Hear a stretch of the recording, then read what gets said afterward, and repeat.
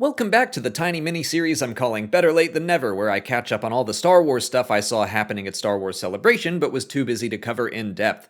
Today I'm diving into the Bad Batch trailer, which had maybe the biggest surprise of the weekend for me. I'll also throw in what I remember of the footage that was shown in the Bad Batch panel, because some of it was different from what was publicly released.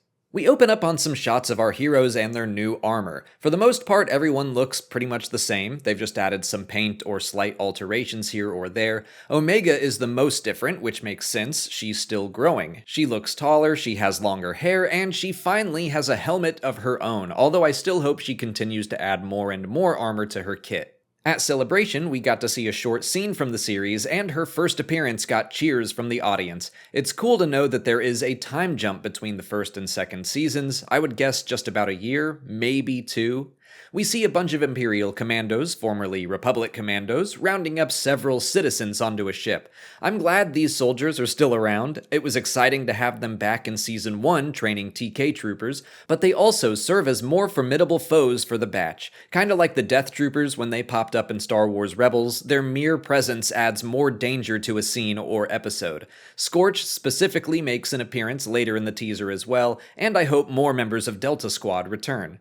There's a shot of Omega in what I assume is the Imperial Senate as she witnesses Palpatine and Masamita ascending in their little pod elevator thingy. You can make out Senate pods behind a hologram of footage of the bombardment of Kamino, probably playing while Palpatine delivers some propaganda about how the cloners betrayed them and needed to be destroyed for the safety of the Empire. The trailer starts to kick into faster edits of action sequences, but I'll stop to talk about the scene on the beach with the crabs. That was the scene that was shown at the panel. Omega and Tech are on their ship, the Havoc Marauder, learning about Imperial ship types, and I think fishing. They have a cable in the water.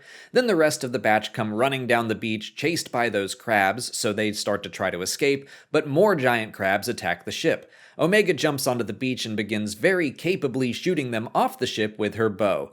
That's about it. A fun little action sequence that also highlights how great this show continues to look. The bright colors and the water of the planet all made for a beautiful backdrop. But back to the trailer, we see Crosshair again, and he's working alongside a familiar face, Commander Cody. This is an exciting inclusion. Ever since Rex resurfaced in Star Wars Rebels, fans have been clamoring to see Cody again, thinking maybe the two old friends would now be enemies. We're finally getting our wish, just in a different time period, and at least for now, Cody seems like he isn't fully on board with the Empire. In the trailer shown at Celebration, we even saw a short conversation between him and Crosshair, where Cody wonders if the Empire stands for what they all fought for.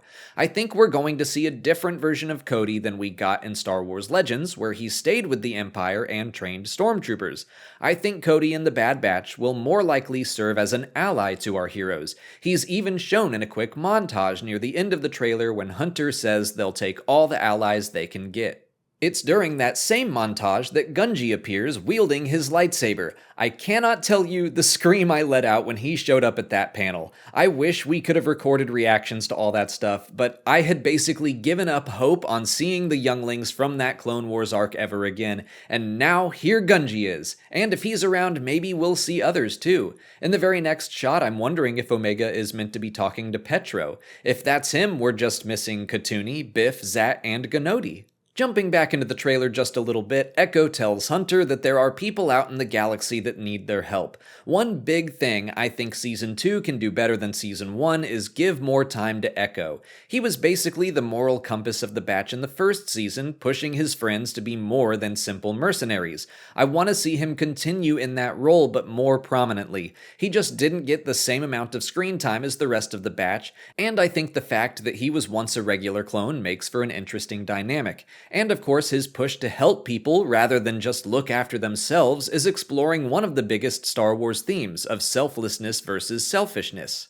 We do see the batch helping several people in the trailer, and one group of them appear to be young minors or something. I saw someone throw out the idea that they could be clone cadets. With the Clone Wars over, Kamino destroyed, and the Empire transitioning their soldiers to stormtroopers, we've been wondering what happened to the clones that weren't fully grown. This could be the answer. They could have been sent to work dangerous and miserable jobs gathering resources for the Empire. We saw a handful of cadets leaving Kamino near the end of Season 1. They sounded sounded optimistic and excited to finally go somewhere new, but it makes sense that the Empire would do something this cruel. I also think it would be great to see the Bad Batch rescuing their younger brothers. The rest of the trailer is made up of very fast shots over some really cool sounding music. I'm going to highlight a couple of them. There's a clone trooper wielding a flamethrower against battle droids. A later shot also gives us a quick look at a destroyer droid, so I guess there still may be some separatist holdouts across the galaxy. We see another Wookiee, maybe that's Tarful. Back before the Clone Wars series was cancelled, there was going to be an arc following the Bad Batch on Kashyyyk. They were going to fight alongside the Wookiees, and Tarful would ask the tree spirits for their assistance in battle against their Trandoshan enemies.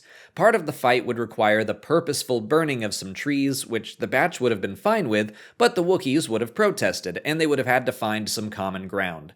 I think it's very possible we could see an adaptation of some of those ideas in the Bad Batch, obviously adjusted to no longer take place during the Clone Wars, but fighting against the Empire instead of the Separatists on Kashyyyk could bring about the exact same issues of finding common ground. Rex appears for one shot and one line. That's not a huge surprise, but I'm glad to know we are still going to follow him and his journey towards the character we see in Star Wars Rebels. How does he go from actively fighting against the Empire to instead believing it's best to just keep his head down? I think we'll be finding out over the course of this series, and maybe we'll also get to see Wolf and Gregor again.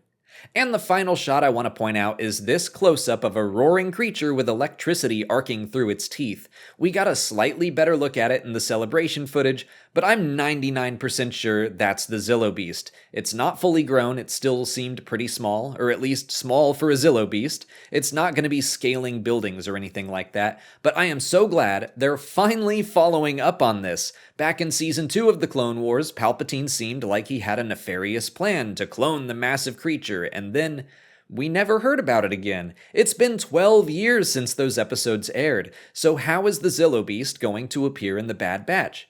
I think we'll see it again in Mount Tantus. Although it's not in the public trailer, it was definitely shown at Celebration. Just an exterior shot of it like from the Season 1 finale. In Legends, Mount Tantus was an Imperial base, home to several kinds of facilities, but cloning definitely took place there. I could see the Zillo Beast being a secret project of Palpatine's that he's holding on to just in case.